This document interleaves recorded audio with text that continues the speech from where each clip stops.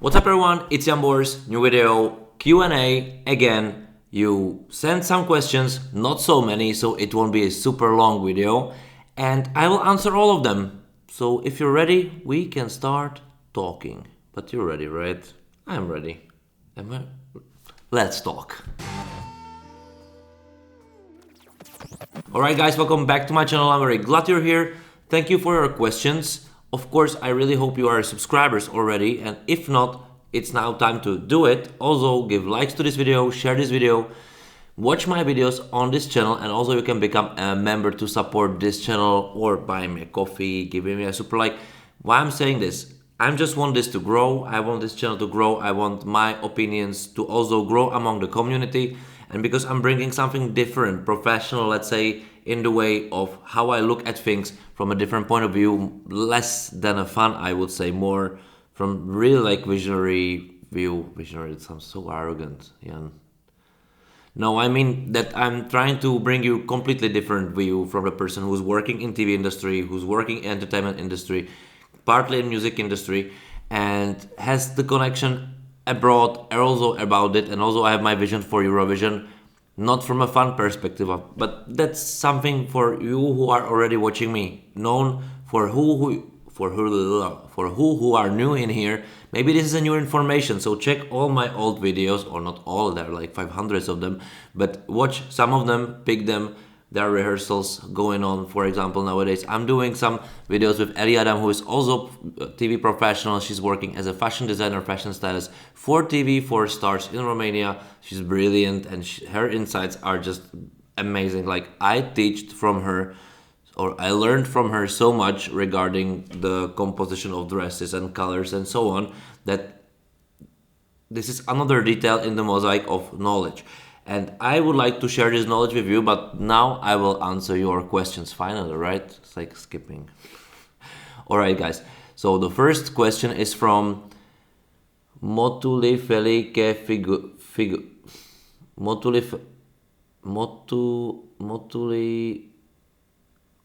Motulife like figures 1987. Sorry if I say something wrong about your nicknames and something. It's very hard to read this.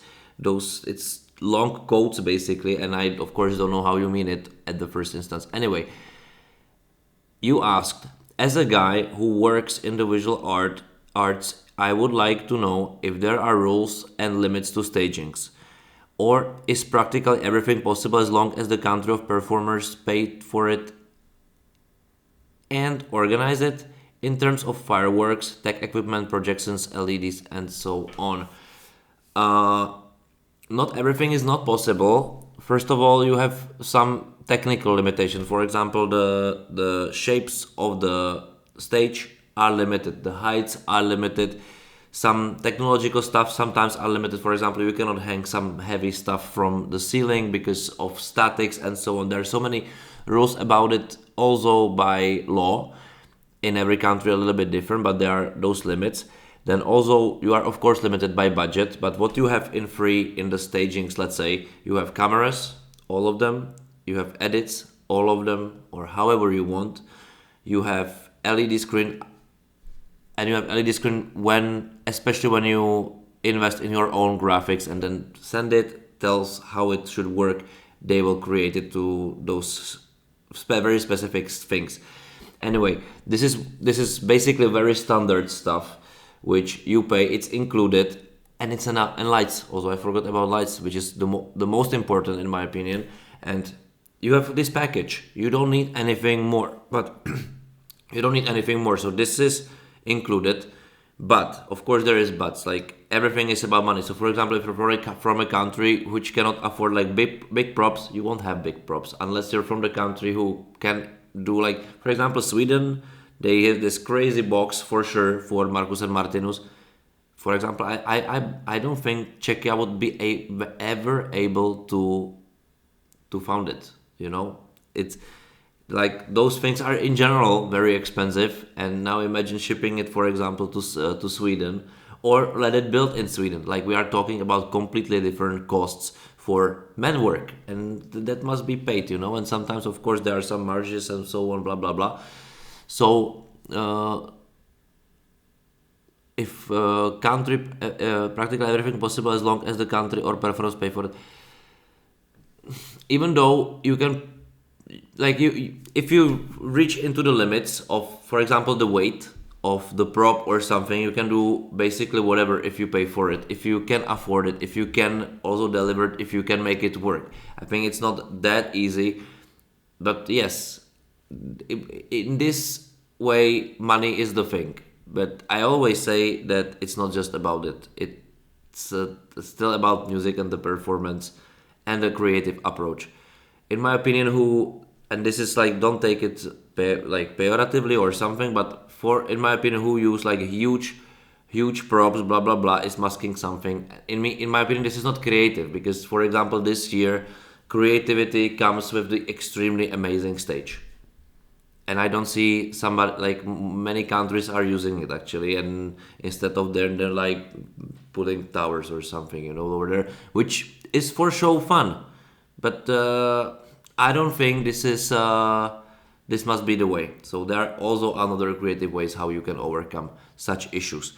In terms of fireworks, also fireworks, other tech equipment that costs so much money, so much, like fireworks, at least when I was head of delegation, basically we had only one little firework when Mikolas Josef was in 2018. We invested in it, and it cost a lot of thinking in television to allow me to, check that we want this firework.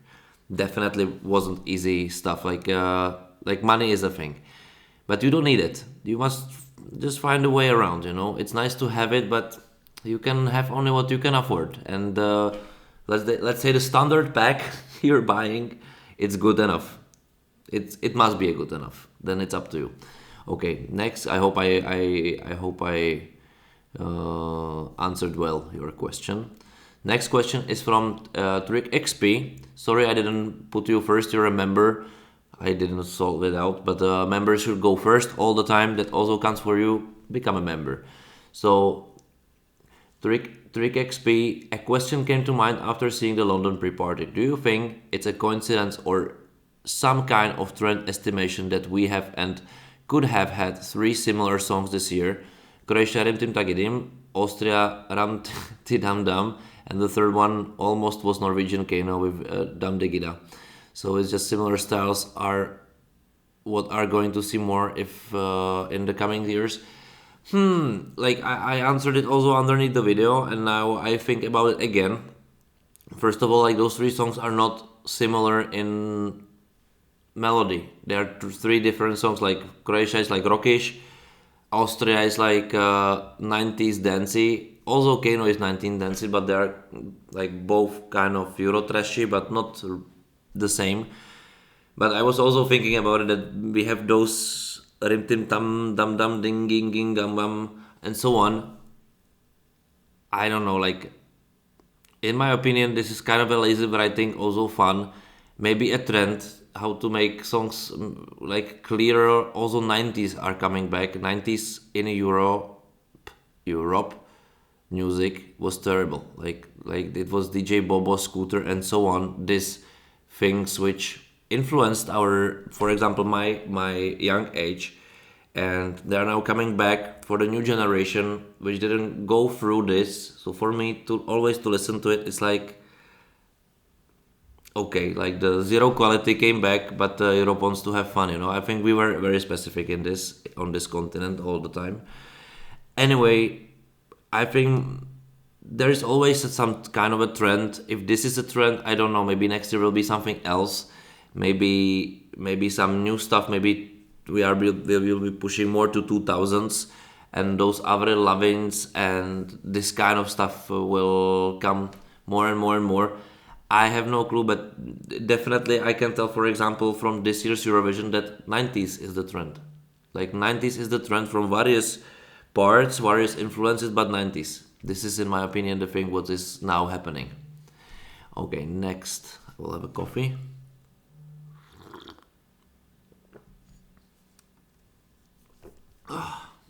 Very good coffee. Okay. Dragon Blossom QW2PL is asking me, how I understand everything is about money. Small country don't have chance in this. I partly answer this, but I will continue. It's not true. I think from my perspective, if you have zero limits and you can afford everything, perfect. But if you have limitations, if you have big limitations, you must become creative. You must use everything what is possible to help yourself. And this is very important in creative process, and actually it would help so many other countries who are investing crazy money into stagings to slow down, put their budgets very tight, and start working creatively, because then they're doing like opulent stuff, which is like okay, cool, but there is zero creativity in those stagings, like nothing. I like you see like the technical things, but there is nothing special. It's sololess, which other countries or some countries who are having those limitations and also have good creative directors in their teams, they're bringing some experience. Imagine Duncan Lawrence in 2019, he won, and it was anti-staging, but it was brilliant because the creative directors of this act thought about the song, the music, the atmosphere, and what it brings. And it didn't need more. Salvador Sobral, zero staging.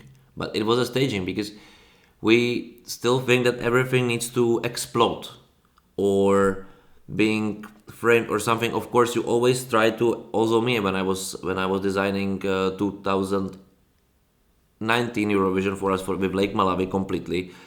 I was thinking how to make it a little bit special, but still keep it the band who they are for themselves, because I want them and they want also to be authentic. They didn't want to be Eurovision band. They wanted to be Lake Malawi, and let's show Lake Malawi in the best possible modern way possible, but still keep them Lake Malawi for 3 minutes. So this, and we also couldn't afford many more, So limitations are good in the way that you must think about how to use it in your advantage. It's an advantage in it. Actually, look at the stage this year. It has like 100, like so many options. 100 options you can just use and do like 40 stagings without having a single prop on the stage. You just can do it because you have all the framings. Actually, it's very smart stage in the way because it's very geometrical, very strict in geometry, basically. And that also can create completely different spaces, shapes, whatsoever. You can cut the line just by lights and use only like the stage as a catwalk. You can do it. Or you can use different pathways, or you can use it as a chess playground, You can do whatever on this stage just using LED and lights, in my opinion. And also you have those movable principles, so you can also reshape it completely. This is enough. I think this is enough. Of course, not for any country, every country. Some country like to spend money. Of course, there are people also getting money from it, and this is okay. But in my opinion, so many producers are doing a mistake that they think like, oh, we need to do something big, spectacular, without knowing what that means. And when you're showing like what to do, when you show them this lens and say like it's very expensive, but this is the thing, or you say I will use this light, they will choose this because they don't have this in their minds as creative, like bigger better, right? If you have here Hugo Boss is a better t-shirt, even though it's a bullshit. So this is how it also works in television work, and this is, I think, the biggest downside of this, because so many people who are working nowadays in televisions are not creatives. They are more like officials, accountants. So this is, I think, the problem, that the real creativity is, it's very hard to succeed with it. It's very hard, and I'm very glad and I'm a big fan of everybody who can do this, can succeed and bring something which is not just looking spectacular but having no soul, because this is rare for me. Okay, I hope I answered, but let's go to the other question from AR 50K. Let's do it like this. Today, thank you for your questions because you're asking very much. Come on, man, become a member finally. What is the problem? No, just joking. It's up to you. Anyway, the question is the 2024 contest itself. Is every country required to be there 2 weeks in advance for preparations? No, every country is obliged or required to be there before the rehearsals. If you come on the day of your first rehearsal or the day before or 2 days or a week before, this is up to you, your budget or your plans or whatever. If you want to have some camp over there or whatsoever, if you can afford the hotels, and it's a combination. So it's more connected to the rehearsals. You need to be present on the rehearsals or you will miss it. Like, this is up to you. I think you can also miss the rehearsal for some very specific reasons. But then, then you miss your time. And rehearsal is not just for the people behind the cameras, directors, lighting departments, LED departments, and everybody to rehearse how it works from their perspective. No, it's a lot for the artist. The artist needs to go on the stage, go through all the process, brief it in, brief it out. It's hardcore, like so many information, so many new stuff. Pressure, it's huge. For many artists, this is like the biggest thing they've ever been. And for many of them, it will be the biggest things it will not repeat in their life, maybe.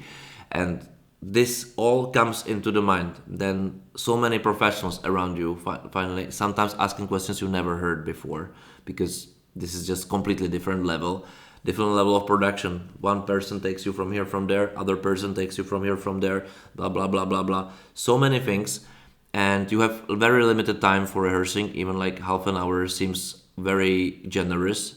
And at some point, from some perspective, it is, because for the team, this is a lot of time invested in you, because they have another 37 countries, or 36 countries, and interval acts and so on, and they need to all manage it. For you, it's 30 minutes. You must be prepared for those 30 minutes from your home. You must just absolutely know what you're doing and then adjusting. If you underestimate this period of time invested or didn't invest into yourself, it's over, in my opinion. You cannot learn there anything because no one really cares. You do it, you know, or you don't know. Simple as that. This is showbiz also thing. I think it's practical. It's like in sport. You score the penalty or you don't score the penalty. Up to you. Anyway, so this is one thing. And the other thing is also for the team, because you need to give feedbacks and so on. You must be there. You must live the experience. I think this is so underestimated in so many businesses, that the personal contact with all of this together, it's absolutely extremely important. This is the alpha omega, it's being there, learning, absorbing, getting inspired, inspire others. This all, it's not just about Eurovision, it's the business, it's something what can drive your country in the future forward. All of those contacts, all of this together, even though it's not a condition, it's nothing like this, but this is something what really can matter and can make a difference. So thank you for the questions. Question I answered very, I should say like, no, it's not, but I want to tell you a little bit more. I think it's nice to this occasion, me and you. It's rare. It's very nice. So let's go to the next question. Also for the AR 50K, is the turquoise carpet useful for publicity, or does it get in the way of your preparation? It is just for funs. It's all of it what you mentioned, and above all of this, Eurovision is a prestige thing. Prestige things have symbols, and carpet, whatever it's red, turquoise, orange, whatever, it's a symbol. It's a big symbol of prestige of this show. Imagine that Cannes, the festival, the new movie festival in Cannes, will not have the red carpet. Or if Oscars don't have a red carpet, or MTV Awards, or Brits, this is a thing, it's a prestige, it's a media time, it's a show off, and this comes to this, it comes to this music, TV industry stuff. It's very important to have it. It's very important not to underestimate it. And also it's a social media outlet. Like, imagine what the media will be writing about, and you want media to write about dresses, faux pas, everything, everything. It's a connected world. Like imagine how many people are delivering money just from Eurovision. Like I honestly can tell you, I also do. Like doing this YouTube brings me some kind of money, even it's not like anything really important. It is an income, and it's just because I'm talking about something you like. And now imagine everybody is doing it bigger, bigger, bigger, better, better, better, and also in different outlets.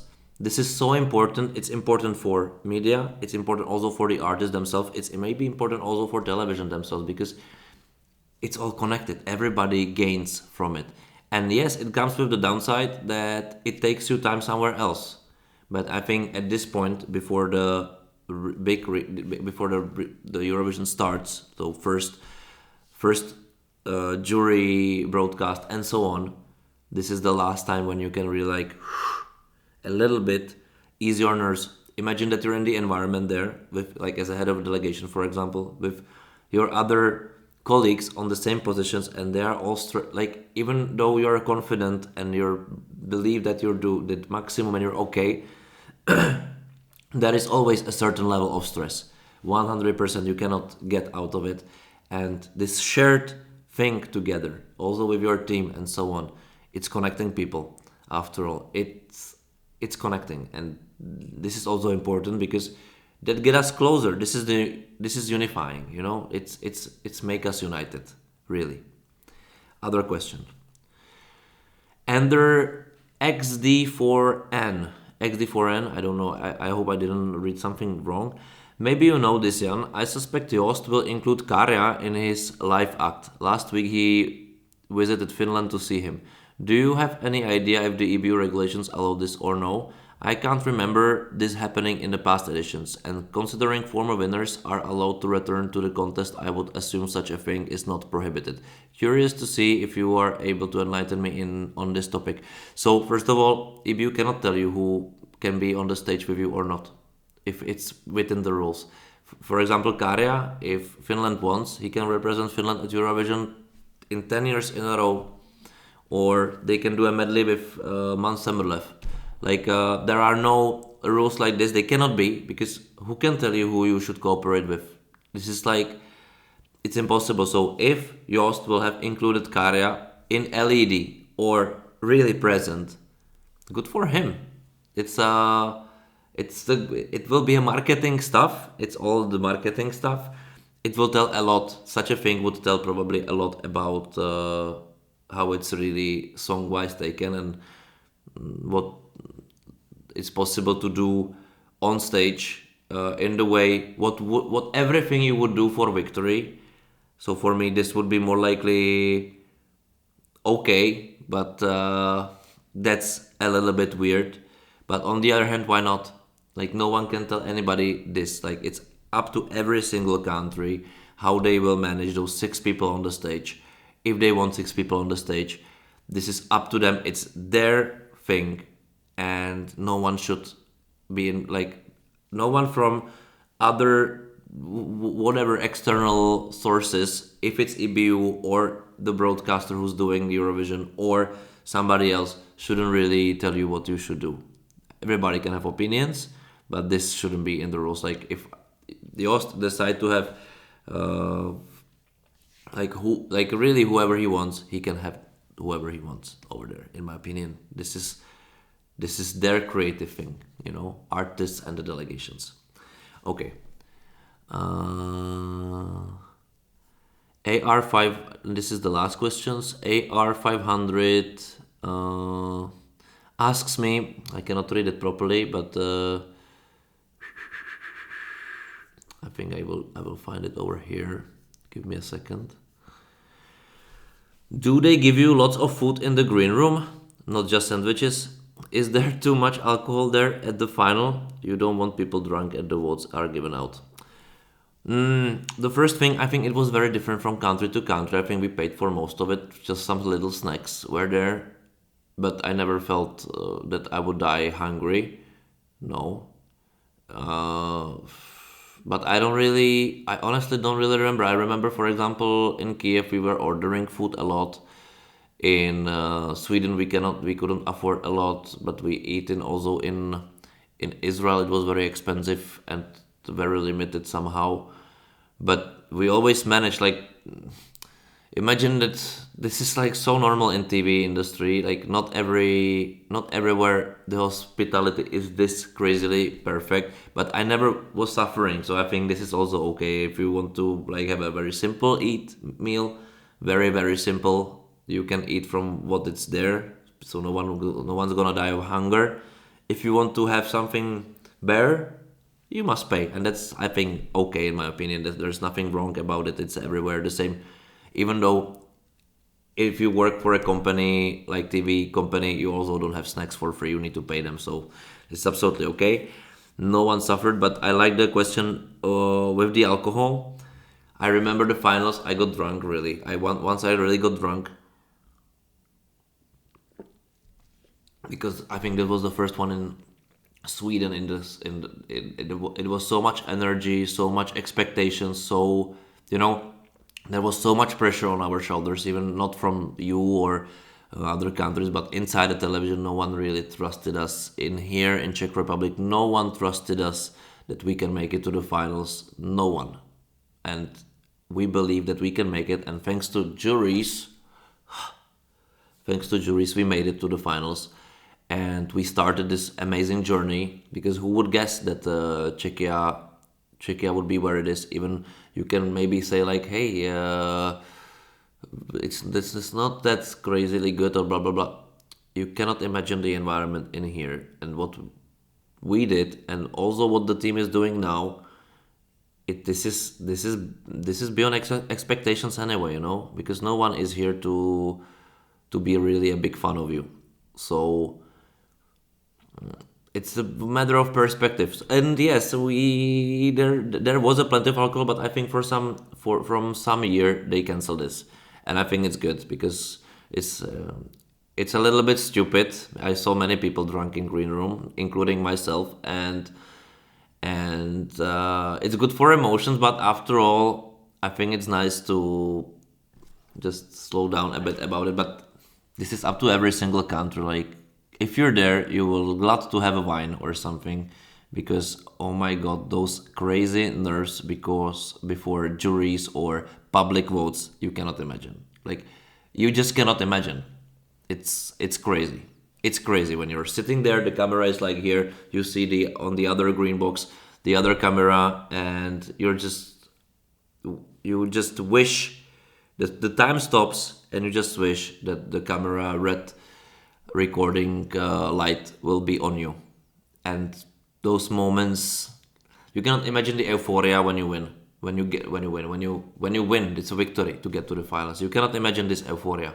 It's satisfaction.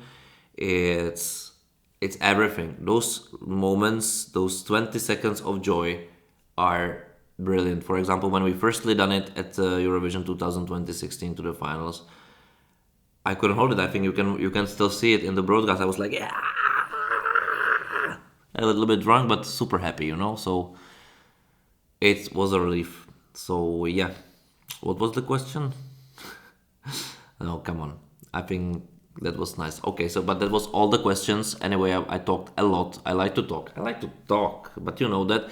So if you liked it, don't forget to give likes to this video, subscribe to the channel, become a member, and have some exclusive content also for you. And don't be shy to ask me more and more questions next time. I will answer them all.